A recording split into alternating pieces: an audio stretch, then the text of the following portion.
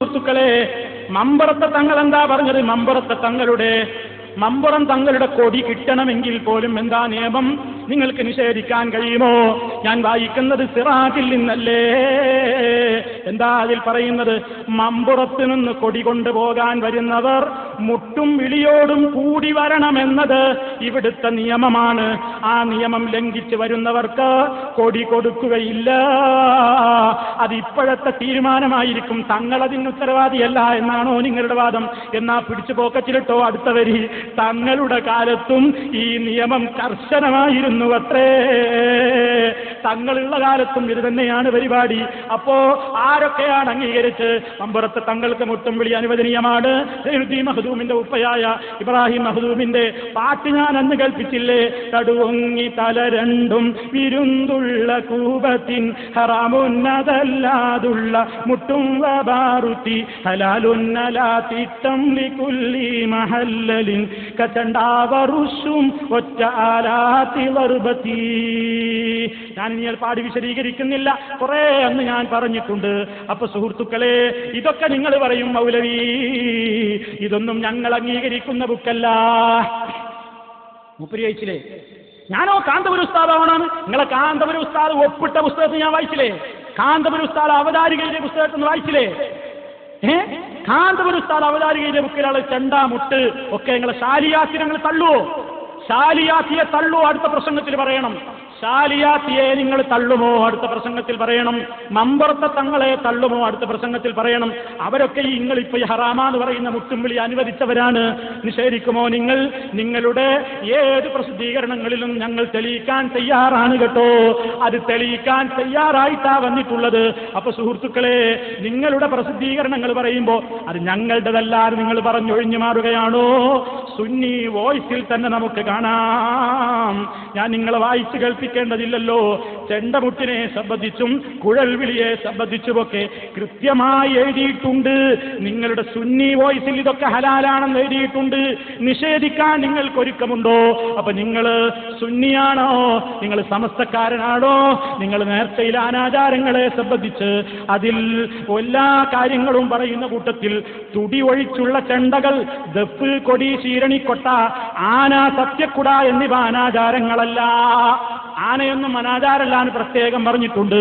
അപ്പൊ സുഹൃത്തുക്കളെ, കൃത്യമായി തന്നെ ഇവരുടെ പ്രസിദ്ധീകരണങ്ങളിൽ തന്നെ രേഖപ്പെടുത്തിയ ഒരു സംഗതിയാണ് ഈ പറഞ്ഞത്. എന്നിട്ട് എങ്ങനെയായിരുന്നു നിഷേധിക്കുന്നത്? നിങ്ങൾക്ക് കഴിയുമോ? കഴിയുമെങ്കിൽ നിഷേധിക്ക്. ഞങ്ങൾ വായിച്ചത് ഏതെങ്കിലും പുസ്തകത്തിനല്ല. എ.പി. അബൂബക്കർ മുസ്ലിയാർ അവതാരികയിലെ ബുക്കാന്ന് പറഞ്ഞപ്പോ കഴിഞ്ഞ പ്രസംഗത്തിൽ മൂപ്പര് പറഞ്ഞത് എന്താ അറിയോ? അത് എത്ര എ.പി. ഉണ്ടാവും? വേറെ എ.പി. അബൂബക്കർ മുസ്ലിയാരാവുന്നു. ആഹാ, വേറെ എ.പി. അബൂബക്കർ മുസ്ലിയാർ ഉണ്ടാവില്ലേ എന്നവർ. അപ്പൊ നമ്മൾ പിന്നെയാണ് സ്ഥാപിച്ചു മൂപ്പരന്നെയാണ്. അപ്പൊ മിണ്ടിടില്ല. അപ്പൊ പറയാ ഞങ്ങളിതൊക്കെ എതിർക്കുന്നു. ഞങ്ങൾ ആ ബുക്കാണ്ട് വിട്ടേക്ക്, ഇടേണ്ട കാര്യമില്ല. കൃത്യമായി ഞങ്ങളത് തെളിയിക്കാൻ തയ്യാറാണ്. അത് നിങ്ങൾ അംഗീകരിക്കുന്ന മാത്തോട്ടം തന്നെ എഴുതിയിട്ടുണ്ട്. ഇയാൾ അംഗീകരിച്ചതുമാണ്. മാത്തോട്ടത്തെ തള്ളുമോ? ഞാൻ ചോദിച്ചിരുന്നു. മാത്തോട്ടം മുഹമ്മദ് കോയയെ നിങ്ങൾ തള്ളുമോ? അദ്ദേഹം മരിച്ചിട്ട് അടുത്ത കാലമല്ലേ ആയിട്ടുള്ളൂ. അദ്ദേഹത്തിന്റെ മദ്ഹ് മരിച്ചപ്പോൾ നിങ്ങൾ സിറാജിൽ എഴുതിയിട്ടില്ലേ?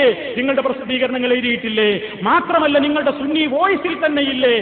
അതൊക്കെ നിഷേധിച്ചിട്ട് കണ്ടില്ലാന്നടിച്ചിട്ട് ഇവിടെ വന്നിട്ട് പറയാണ്ട് മൗലവിമാർ ഇവിടെ കൊടുത്തിട്ട് കുറെ സീനുകൾ കാണിക്കാന് അതൊന്നും ഞങ്ങൾ ഉത്തരവാദിയല്ല. ഞാൻ പണ്ടേ എതിർക്കണതാണ്. ഞാൻ അവിടെ പോയി എതിർത്തു, ഇവിടെ പോയി എതിർത്തു എന്നൊക്കെ നിങ്ങൾ ഇങ്ങോട്ട് പറയും.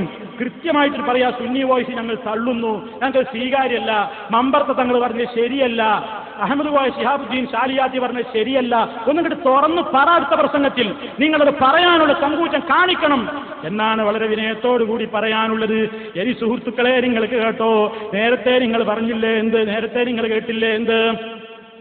വായിച്ചപ്പോ മൂപ്പർ എന്താ പറഞ്ഞറിയോ? ഞാൻ പഴയ ഒരു ബുക്ക് വായിച്ചപ്പോ അത് മസാർ എന്നുള്ളത് വായിക്കേണ്ടതിന് മറ്റാരും ഇത് വായിച്ചു പോയി. അതാപ്പം എന്റെ പേരിൽ വലിയ സബൂൽ മുടിക്കായിട്ട് പറഞ്ഞത്. മൂപ്പരെടുത്ത് എന്തെങ്കിലും അബദ്ധം സംഭവിച്ച സില്ലിയായിട്ടാണ് കൊടുക്കും.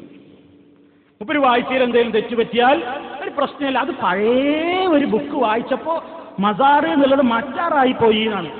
അതും കളവാ. മറ്റാരി എന്നല്ല നിങ്ങൾ വായിച്ചത്, മറ്റു ചാറുകളിലും എന്നാ വായിച്ചത്. എന്തിനാ അംഗത്തിനോട് പറഞ്ഞൂടെ? കേട്ടോളി ആ ഭാഗം. മറ്റു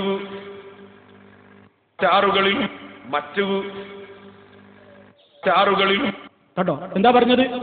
ഇതിപ്പോ എന്തിനാ കേൾപ്പിച്ചതെന്നറിയോ? മുമ്പൊക്കെ നിങ്ങൾ കേട്ടതാ, നമ്മളാരും ഇതുമ്പോ പിടിക്കുന്നില്ല.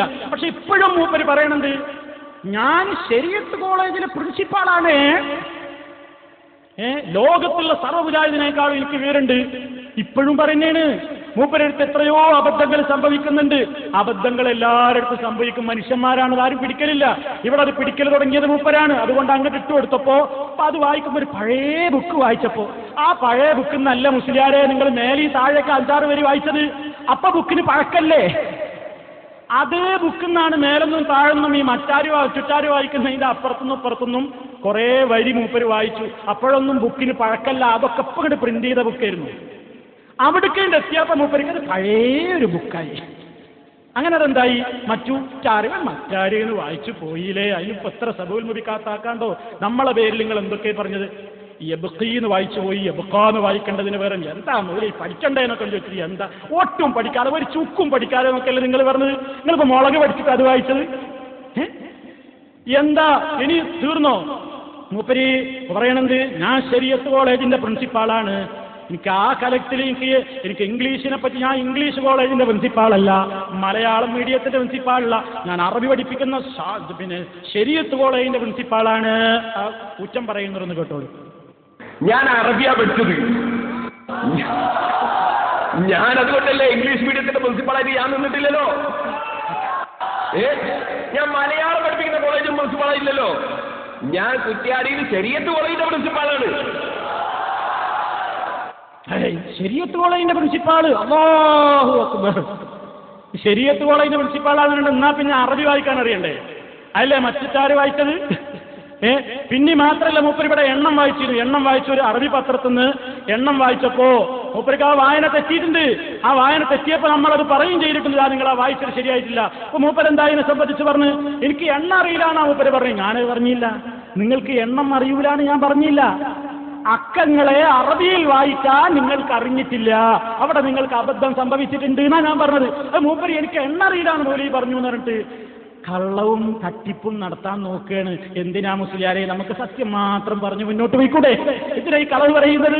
അപ്പൊ എന്താ സംഭവിച്ചതെന്നുള്ളത് നിങ്ങൾ തന്നെ കഴിഞ്ഞ പ്രസംഗത്തിൽ കേട്ടതാണ്. പിന്നെ